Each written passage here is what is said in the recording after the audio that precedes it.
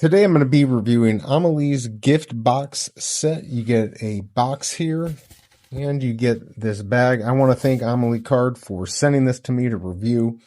The bag here, it's actually really thick.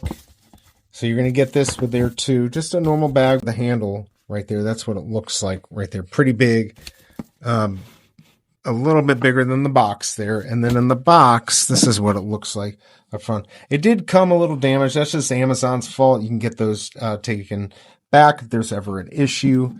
This is what the back of the box looks like. And when you open it up, that's what you get on the inside. You get the ribbon for the outside of the box. You get like a little card you can put in there.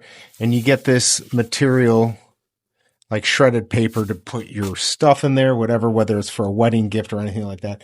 Really nice, well-made box, thick. So if you're looking for a box, this is probably a good way to go if you got a gift like that. I hope this review helps, and I'll see you next time.